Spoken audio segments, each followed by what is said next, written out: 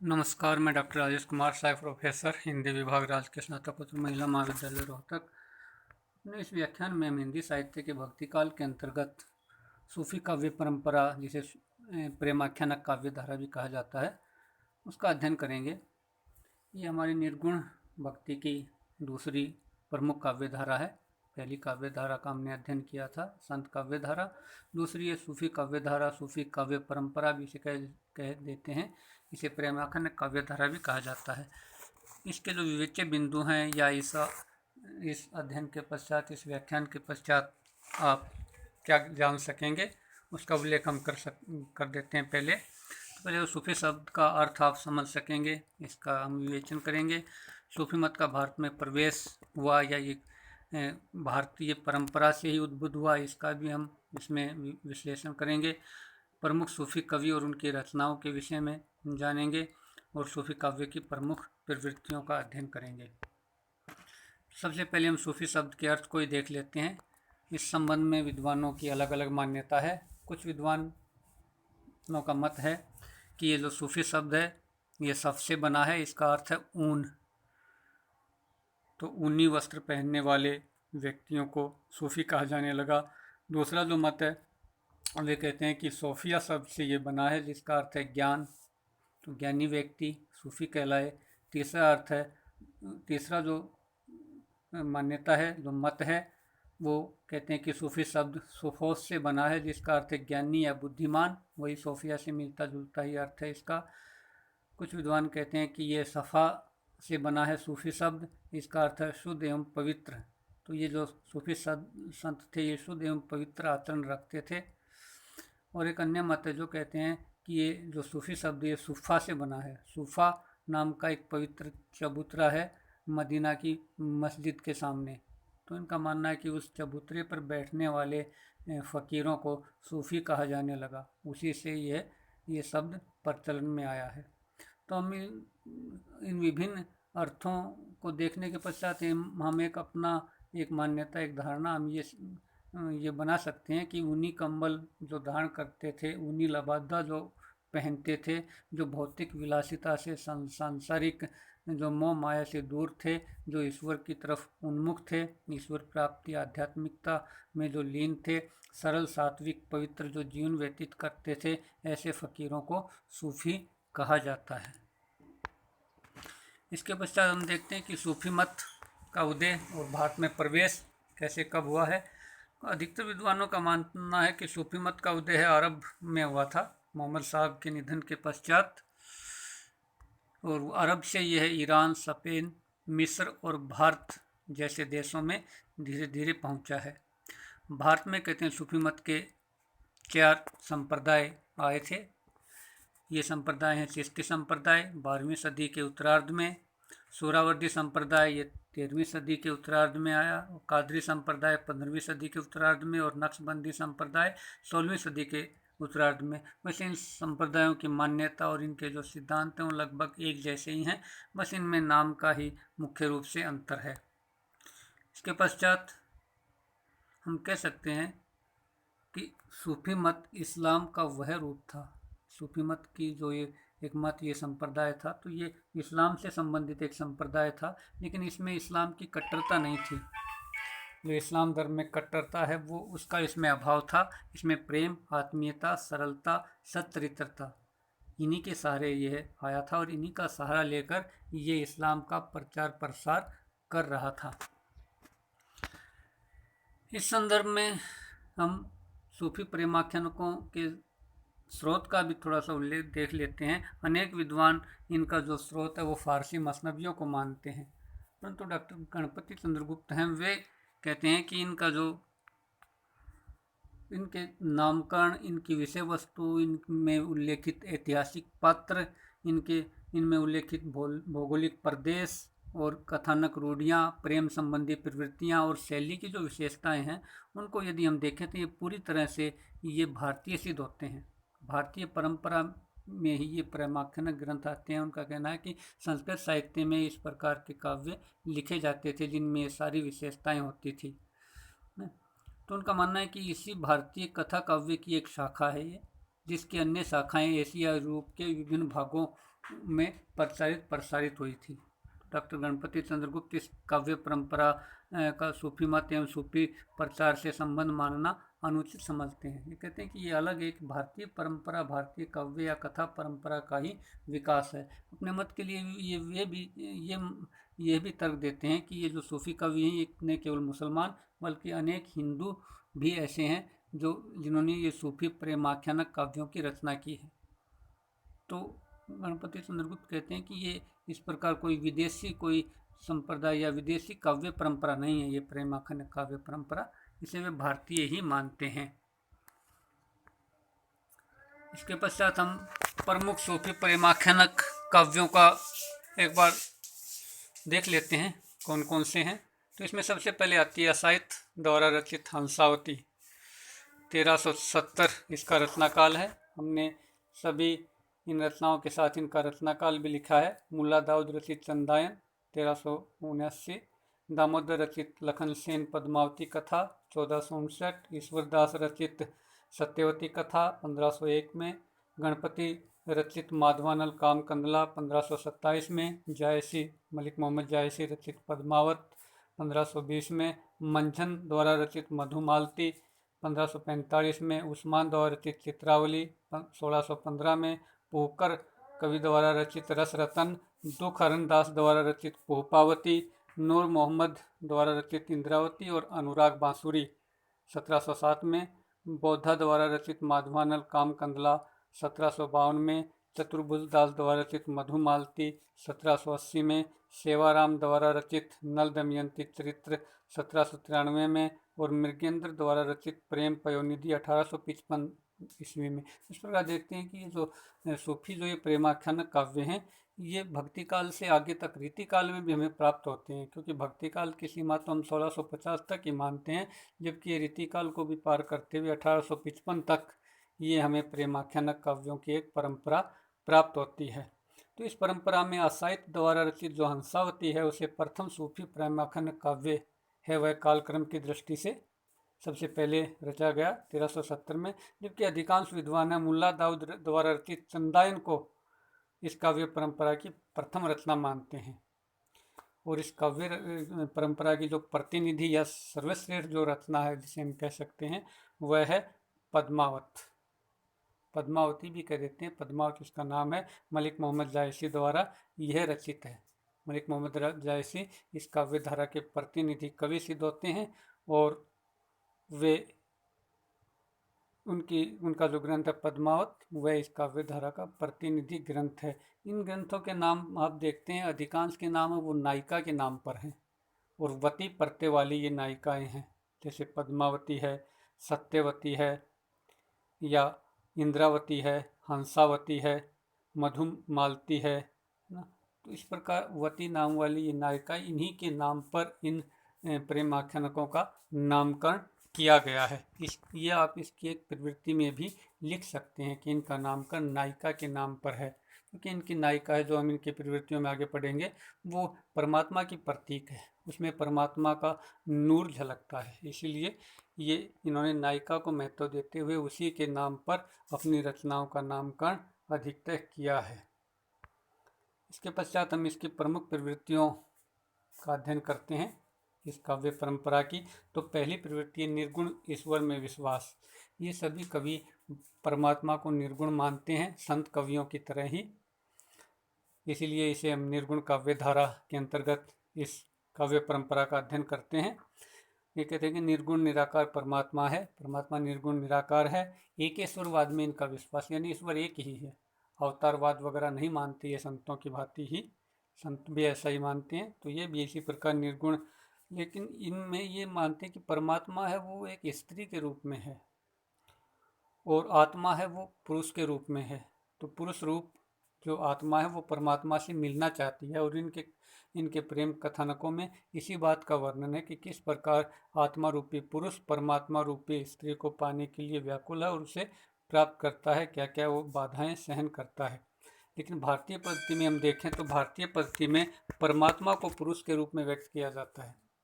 लेकिन ऐसा माना जाता है कि सूफी काव्य परंपरा में भी पहले परमात्मा को पुरुष के रूप में ही दर्शाया जाता था, लेकिन उससे फिर व्यभिचार और कुछ ऐसी गलत बातें इस साधना में आ गई थी। तो फिर इन्होंने इस साधना के जो साधक थे या इसके जो कवि थे, जो चिंतक थे, उन्होंने फिर परमात्मा को स्त्री रूप में मानना शुरू कर दिया। तो ये इसकी प्रमुख प्रवृत्ति है कि ये निर्गुण ईश्वर में विश्वास करते हैं और उसे ही अपनी साधना द्वारा, भावात्मक साधना भी है, कहीं कहीं हठ योग की साधना भी है, उससे ये पाना चाहते हैं। इसके पश्चात इनकी साधना की 4 अवस्थाएं हैं: नासुर, मलकूत, मरिफत और हकीकत। ये विभिन्न अवस्थाएं हैं, प्रेम की अवस्थाएं हैं। पहले उसके प्रति जो इनका परमात्मा है, जो स्त्री रूप में है, जिसे इनकी प्रेमिका भी कह सकते हैं, कथानायक की जो प्रेमिका है वह, उसके प्रति इनमें प्रेम उत्पन्न होता है, फिर उसे पाने की लालसा होती है, फिर उसे पाने के लिए संघर्ष किया जाता है और अंत में उससे मिलन हो जाता है और वो अनलहक की अवस्था में आत्मा है वो पहुंच जाती है। अनलहक की अवस्था में पहुंचकर मैं ही ब्रह्म हूँ वह समझने लगता है। भारतीय अध्यात्मवाद में भी किसी प्रकार सोहम यानी बौद्ध धर्म में भी कहा जाता है और कुछ भारतीय परंपरा में भी जीव ब्रह्म से मिलकर ब्रह्म ही बन जाता है। तो ऐसा ही कुछ इस सूफी काव्य परंपरा के साधक हैं, ये भी परमात्मा से मिलने के बाद इनकी भी अनुभूति ऐसी ही होती है। तो इसीलिए इसे भारतीय काव्य परंपरा का विकास चंद्रगुप्त, गणपति चंद्रगुप्त जैसे विद्वान मानते हैं। इसके बाद परमात्मा रूपी जो प्रिया है उसकी प्राप्ति में अनेक कष्ट एवं बाधाएं आती हैं। परमात्मा और आत्मा का जो मिलन है उसमें शैतान बाधक है। संत कवियों ने माया का वर्णन किया है। ये सूफी कवि है, माया के रूप में शैतान का वर्णन करते हैं। संत कवियों की माया वो जीव को ब्रह्म से मिलने से रोकती है। इसी प्रकार इनका जो सूफी कवियों का शैतान है, ये आत्मा को परमात्मा से मिलने के रास्ते में अनेक बाधाएं उत्पन्न करता है। और जैसे पद्मावत में भी दर्शाया गया है, राघव चेतन, राघव चेतन शैतान के रूप में आता है। राघव चेतन, राघव दूत सोई शैतानु, वह शैतान का प्रतीक है। फिर शैतान की जो बाधाएं दूर कैसे होती हैं? पीर या गुरु की कृपा से। यानी इस काव्य साधना में भी गुरु को महत्व दिया गया है। वही है, वो गुरु ही है जो शैतान की बाधाओं को दूर करता है और साधक या नायक की वो सहायता करता है। इसके पश्चात लौकिक प्रेम के माध्यम से अलौकिक प्रेम की प्राप्ति ये कवि चाहते हैं, ये साधक, ये सूफी जो फकीर हैं ये चाहते हैं। इनके सारे प्रेमाखनों काव्यों में इसी प्रकार की भावना अनुसूत है। अलौकिक प्रेम यानी जिसे कहते हैं इश्क मजाजी, यानी सांसारिक जो प्रेम होता है उसके द्वारा ये इश्क हकीकी यानी अलौकिक प्रेम को पाना चाहते हैं। लौकिक प्रेम के माध्यम से अलौकिक प्रेम को पाना चाहते हैं। परमात्मा के प्रति इनके प्रेम की बहुत उत्कंठ प्रेम है, बहुत तीव्र प्रेम की तीव्रता है, उसके बिना ये रह ही नहीं सकते। अपना राजपाट छोड़कर अनेक राजकुमार उस परमात्मा रूपी राजकुमारी को पाने के लिए निकल पड़ते हैं। प्रेम के साथ सौंदर्य का भी अनन्य संबंध है। इस काव्य धारा में प्रेम की उत्पत्ति सौंदर्य के कारण ही होती है। वह सौंदर्य किसी भी प्रकार राजकुमार को पता चलता है कि कोई राजकुमार इतनी सुंदर है, या तो उसका चित्र देखता है या उसे सपने में देखता है, या तोता मैना आदि उसके रूप का वर्णन राजकुमार के आगे करते हैं। तो ये प्रेम है, ये सौंदर्य पर आधारित है।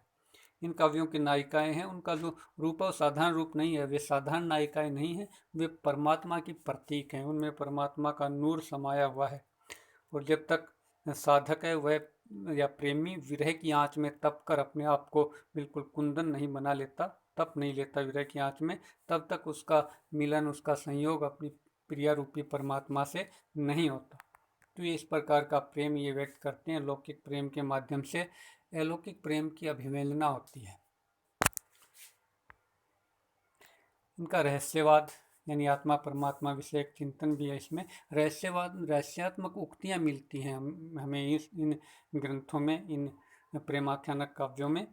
कहीं कहीं साधनात्मक रहस्यवाद भी पाया जाता है। हठ योग जो कबीर आदि जो कभी नाथपंथियों में था और फिर संत काव्य धारा में था, वह साधनात्मक रहस्यवाद के संकेत भी इसमें मिलते हैं। जैसे पद्मावत में कहा गया है, गढ़ तस बांक जस तोरी काया, यानी काया को एक गढ़ के रूप में दिखाया गया है और उस गढ़ को विजय करना है, जीतना है। यानी सांसारिक जो भी इच्छाएं हैं, वासनाएं हैं, उनको एक साधना के द्वारा, योग के द्वारा। तो इसमें हठ योग के संकेत भी मिलते हैं, लेकिन इनका जो जो रहस्यवाद है उस भावात्मक रहस्यवाद है। परमात्मा के प्रति इनमें जिज्ञासा है। प्रेमी और प्रेमिका के मिलन और विरह की अत्यंत मार्मिक अभिव्यक्ति इन काव्यों में हुई है। इसी को देखते हुए आचार्य रामदास शुक्ल कहते हैं कि यदि कहीं सच्चे भावात्मक रहस्यवाद के दर्शन होते हैं तो जायसी आदि सूफी कवियों में ही होते हैं। सच्चा भावात्मक रहस्यवाद यानी आत्मा परमात्मा किस प्रकार प्रेम भाव से जुड़ते हैं आपस में, वो इसमें द्रष्टव्य है, देखा जा सकता है। इसके बाद इनका विरह वर्णन बड़ा मार्मिक है। मसनवी प्रभाव भी है उस पर। मसनवी प्रभाव यानी फारसी का प्रभाव भी कह सकते हैं। इसमें कहीं कहीं कहते हैं कि जो प्रेमी है, जो आत्मा है, वह परमात्मा के विरह में खून के आंसू रोती है। अब खून के आंसू रोना इस तरह की बात भारतीय परंपरा में नहीं होती, ये फारसी या मसनवी परंपरा की ही बात है। इसमें विभत्सता आ जाती है, घृणा या एक जुगुप्सा का भाव आता है, तो ये फारसी का प्रभाव है इन पर। 12 मासा की पद्धति में इन्होंने विरह का वर्णन किया है कि प्रत्येक मास में 12 मास अपने देशी महीनों के हिसाब से कि किस किस महीने में किस प्रकार आत्मा या जो जो विरही व्यक्ति है वह किस किस प्रकार दुखी होता है, उसकी व्यथा किस प्रकार उस मौसम के अनुसार ढलती है, उसका की अभिव्यक्ति होती है। पद्मावत में नागमती विरह खंड अत्यंत उत्कृष्ट है, वो 12 मासा की पद्धति पर ही किया गया है। नागमती राजा रतन सेन की पत्नी है, जिसे छोड़कर वह पद्मावत को पाने के लिए निकल जाता है। तो रानी नागमती बड़ी दुखी होती है राजा रतन सेन के विरह में, तो उसका ही विरह वर्णन है 12 मासा की पद्धति से नागमती विरह खंड में। इसका एक ये दोहा हमने यहाँ उद्धृत किया है। पिए सो कहे संदेशड़ा है भंवरा है काग, सो धनी विरह जरिमुई तेहिक धुआं हम लाग। यानी वो नागमती है, वो भंवरे और काग को संबोधित करते हुए कहती है कि हे भंवरे और हे काग, तुम मेरे प्रियतम से जाकर मेरा संदेशा कह दो कि तुम्हारी पत्नी थी वो जलकर जल गई और उसी के चिता का धुआं हम पर लग गया, इसीलिए हम काले हो गए। क्योंकि भंवरा भी काला होता है और काग भी काला होता है, तो कहते हैं कि हमारे पंखों पर, हमारे ऊपर उस तुम्हारी पत्नी की चिता का धुआं लगा, इसीलिए हम काले हो गए। यानी विरह की बिल्कुल पराकाष्ठा, मिलन, मरण जो अंतिम अवस्था होती है, वह विरह दर्शाया गया है। बड़ा मार्मिक विरह का चित्रण इन काव्यों में हुआ है। अगली प्रवृत्ति हम देखते हैं कि इस पर मसनवी शैली का प्रभाव हमें दिखाई देता है। इन्होंने भारतीय जनमानस में प्रचलित जो काव्य थे, जो कहानियाँ थी, जो कथाएं थे, उन्हीं को मसनवी शैली में कुछ ढालकर प्रस्तुत किया है। इन्होंने सारी जितने कथानक लिए हैं, लगभग कुछ कथानक यूरोप के भी हैं, यूसुफ जुलेखा जैसी प्रेम कथाएं, लेकिन अधिकतर प्रेम कथाएं वो भारतीय जनमानस में जो प्रचलित थी वही ली हैं और इन्हीं को मसनवी शैली में इन्होंने ढालकर प्रस्तुत किया है। इसके अंतर्गत ये एक इनकी शुरू वाला जो खंड होता है, वंदना खंड कह सकते हैं, या जो भी इनका प्रारंभिक जो ग्रंथ का ये आरंभ करते हैं, उसी में ये मसनवी शैली हमें दिखाई देती है। ये पहले ईश्वर वंदना करते हैं जिसे हमद कहते हैं, उसके बाद नहत की व्यवस्था करते हैं, उसमें हज़रत मोहम्मद की स्तुति की जाती है। यानी ईश्वर इनका अल्लाह है, अल्लाह के बाद अल्लाह का पैगंबर है हज़रत मोहम्मद। तो पहले अल्लाह या ईश्वर की वंदना है, उसके बाद हज़रत मोहम्मद की स्तुति करते हैं, उसके बाद फिर मकबत आती है। मकबत क्या होती है? मोहम्मद साहब के 4 मित्र थे, उनकी प्रशंसा करते हैं। और अंत में मदह का मतलब है तात्कालीन जो शासक होता है उसकी प्रशंसा करते हैं। यानी उस समय जो शाह वक्त जिसे कहते हैं, उस समय का शासक, उसकी प्रशंसा भी ये करते हैं। और इसके पश्चात ये अपनी गुरु की महिमा का भी वर्णन करते हैं इस स्तुति खंड में, या इस प्रारंभिक अध्याय में। अपनी धार्मिक आस्था और विश्वासों को भी ये बताते हैं, उसकी भी ये विवेचना करते हैं। लगभग ये जो मसनवी शैली इस प्रकार की जो ये अल्लाह की वंदना, हज़रत मोहम्मद की स्तुति आदि है, ये लगभग मुस्लिम सूफ़ी कवियों द्वारा ही की गई है। हिंदी के जो कवि हैं, सूफ़ी कवि हैं, उन्होंने इस पद्धति का अनुसरण नहीं किया है। तो ये मसनवी शैली का प्रभाव इस पर देखा जा सकता है, ये इसकी प्रमुख विशेषता है। इसके बाद कथा का संगठन या कथानक, कथा वस्तु किस प्रकार संगठित है इन काव्यों में। तो पहले तो हम देखते हैं कि ये काव्य हैं, ये सारे प्रबंधात्मक काव्य हैं। इनमें कथा सूत्र है, आदि से अंत तक एक कथा चलती है। तो कथा काव्य रूप है इनका प्रबंधात्मक। जैसे हमने पढ़ा था मुक्त संत काव्य में मुक्तक काव्य है, संत काव्य अधिकतर, जबकि सूफी काव्य है वो प्रबंधात्मक काव्य है। उसमें कथा के रूप में एक वो रचनाओं में पूरी कथा मिलती है। जैसे पद्मावती की कथा है, या दमयंती की कथा है, या कामकंदला की कथा है, या चंदायन लोरिक और चंदा की कथा है उसमें, या मधुमालती की कथा है। इस प्रकार वो प्रेम कथाएं हैं। ये कथा स्रोत इन्होंने कहाँ से लिए? भारतीय पुराणों से, भारतीय इतिहास से। जैसे अलाउद्दीन खिलजी वगैरह, पद्मावत में उसका उल्लेख होता है, तो ऐतिहासिक कथानक है वो। और इसके अतिरिक्त लोक प्रचलित प्रेम कथाओं से इन्होंने अपनी कथा वस्तु ली है, कथा के विषय लिए हैं। और एक ढांचे में ढली हुई कथा वस्तु है, यानी सारी प्रेम कथाओं में लगभग एक जैसी घटनाएं घटती हैं। किस प्रकार नायक का नायिका के प्रति प्रेम होता है, उसे पाने के लिए निकलता है, रास्ते में अनेक कठिनाइयों का सामना करता है, गुरु आदि की सहायता से उन्हें पाता है, शिव पार्वती भी उसकी सहायता करते हैं, और अंत में उससे वो मिलन हो जाता है आत्मा परमात्मा का। तो इस तरह एक ही जैसी एक एक निश्चित परिपाटी में बंधी हुई इनकी कथा वस्तु है। कथा वस्तु में कहीं कहीं शिथिलता आ जाती है, प्रवाह रुक जाता है, क्योंकि ये वस्तु वर्णन आदि या कोई चीज़ का वर्णन करते हैं तो उसी का करते रहते हैं। जैसे जब पद्मावती है वो सरोवर में, मान सरोवर में नहाने जाती है अपनी सखियों के साथ, तो वहाँ कितने प्रकार के फूल खिले हुए हैं, उन्हीं का उल्लेख कई कई पेज तक जायसी ने कर दिया है, विभिन्न प्रकार के फूलों का वर्णन। तो इस प्रकार कथा में जो एक प्रवाह होता है वो कहीं कहीं रुक जाता है। कथानक में बाधा होती है ऐसे, न वर्णन की प्रधानता, तो इससे कहीं कहीं फिर कथा प्रवाह रुक जाता है, और जो कथा है उसमें नीरसता आ जाती है। तो ये इस प्रकार का इनका कथा संगठन है। इसके बाद कथानक रूढ़ियाँ, इनका भी इन्होंने पालन किया है। इसमें भारतीय और ईरानी या मसनवी शैली कह सकते हैं, फारसी शैली की कह सकते हैं, दोनों की कथानक रूढ़ियाँ ऐसी वे स्थल या वे घटनाएं होती हैं जिनका उल्लेख, जिनका वर्णन लगभग सभी इन रचनाओं में हमें मिलता है। उन्हें कथानक रूढ़ियाँ कह देते हैं हम। जैसे भारतीय कथा की रूढ़ियाँ हैं, नायिका का चित्र दर्शन, स्वप्न दर्शन या सुख सारिका द्वारा उसके रूप का वर्णन सुनकर नायक का आसक्त हो जाना। जो नायक है वो किस प्रकार नायिका पर आसक्त होता है, उसकी तरफ आकर्षित होता है, या तो उसका चित्र देखता है, या सपने में नायिका को देखता, कोई राजकुमारी देख लेता सपने में, या तोता या मैना उसके आगे किसी राजकुमारी के सौंदर्य का वर्णन करते हैं। ये भारतीय परंपरा है, भारतीय काव्य रूढ़ि है ये। इसके साथ साथ पशु पक्षी या मनुष्य की तरह बातचीत करते हैं इन इन काव्यों में, इन कहानियों में, और वो आगे भविष्य की घटनाओं का भी वो बता देते हैं कि भविष्य में क्या घटित होने वाला है। तो ये भी एक भारतीय काव्य रूढ़ि है।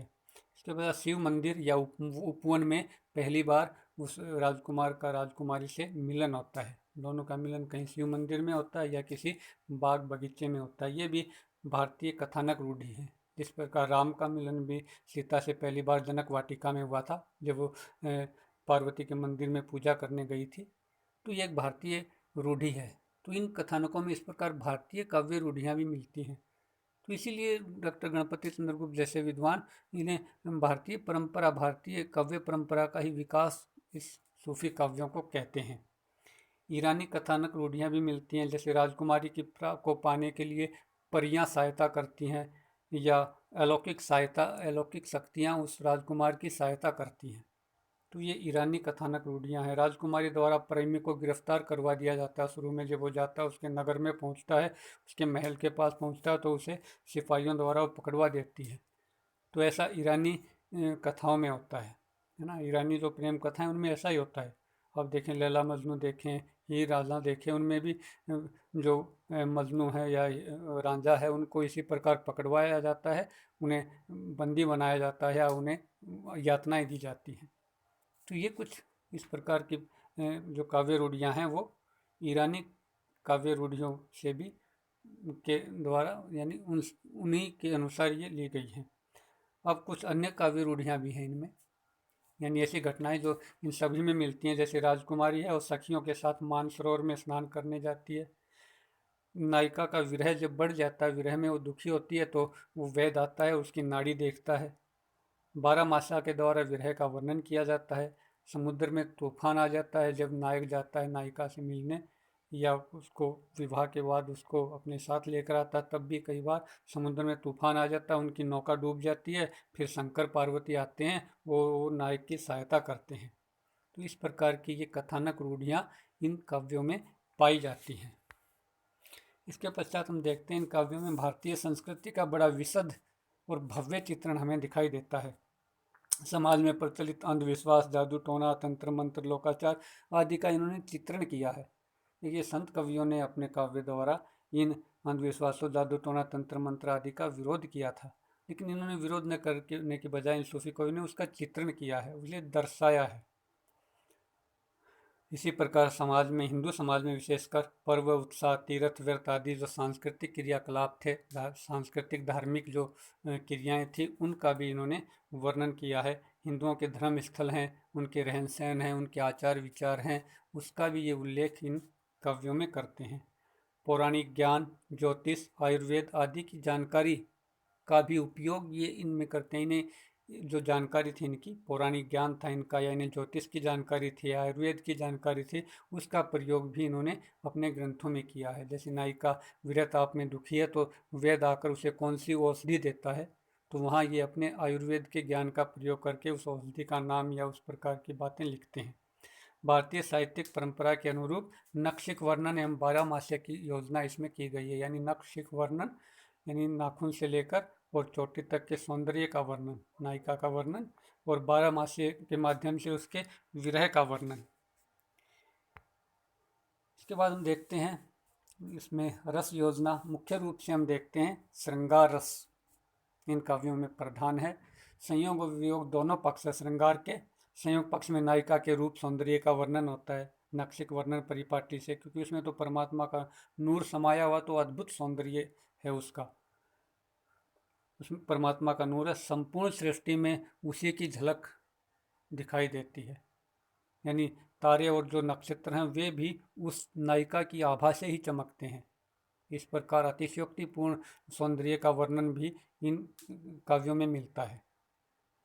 नायक नायिका के मिलन और काम क्रीड़ाओं का वर्णन भी इनमें मिलता है, और कहीं कहीं ये काम क्रीड़ाएं अश्लीलता की सीमा तक भी पहुंच जाती हैं। तो ये संयोग वर्णन है, इनमें संयोग रस है। इसके साथ साथ वियोग पक्ष भी है, जो हमने उल्लेख भी कर दिया, यानी 12 मासा की पद्धति से वियोग का वर्णन है। पद्मावती का जो नागमती विरह वर्णन खंड है, बड़ा ही वो उत्कृष्ट है, उसमें बड़ा ही अद्वितीय है। और इसके साथ साथ कहीं कहीं युद्ध आदि होते हैं या कहीं मारकाट होती है, तो वहाँ वीर, रौद्र और विभत्स रसों की भी योजना इनमें दिखाई देती है। इसके बाद हम देखते हैं कि भाषा, छंद और अलंकार की योजना किस प्रकार की है इन प्रेमाख्यानक काव्यों में। तो मुख्यतः इनमें अवधी भाषा का प्रयोग हुआ है। अवध प्रदेश की जो जन प्रचलित भाषा थी, ये विशेष बात है कि ठेठ अवधी का इन्होंने प्रयोग किया है, विशेषकर मलिक मोहम्मद जायसी ने। जायसी की भाषा पद्मावत की बड़ी प्रशंसा की है आचार्य रामनाथ शुक्ल ने, और कहते हैं कि यदि आपको अवधि की खालिश मिठास यदि लेनी है तो पद्मावत को आप पढ़ें। पद्मावत में ठेठ अवधि की खालिश मिठास है। तो अवधि का प्रयोग आचार्य तुलसीदास ने भी किया है रामचरितमानस में, लेकिन तुलसीदास की अवधि है वो साहित्यिक अवधि है, उसमें संस्कृत के तत्सम शब्द हैं, संस्कृत शब्द हैं, तत्सम शब्द हैं। लेकिन जायसी आदि जो सूफी कवि हैं, उनकी जो अवधि है वो बिल्कुल लोक प्रचलित अवधि है, देसी जो बोली जाती है अवध प्रदेश में, वह अवधि है, उसमें अवधि का मिठास है। उसके साथ साथ उनमें अन्य भाषाओं के शब्द जो जन समाज में जो प्रचलित थे वो स्वाभाविक रूप से आ गए हैं। इसी प्रकार लोक प्रचलित मुहावरे, लोकोक्ति, सूक्तियों का प्रयोग भी इन्होंने अपनी भाषा में किया है, और किसी एकाध कवि ने ब्रज भाषा में भी इन सूफी प्रेमाख्यानकों की रचना की है, वो अपवाद रूप में ही है। इनकी जहाँ तक छंदों की बात है, ज़्यादातर दोहा चौपाई शैली, दोहा चौपाई छंदों का प्रयोग किया है, जिसमें रामचरितमानस जो तुलसीदास की है वो भी दोहा चौपाई में है, और पद्मावत की जो छंद हैं वे भी दोहा चौपाई छंद हैं प्रमुख रूप से। इसमें कड़वक शैली अपनाई गई है, यानी 5 चौपाई की 5 अर्धालियों के बाद एक दोहा रख दिया जाता है।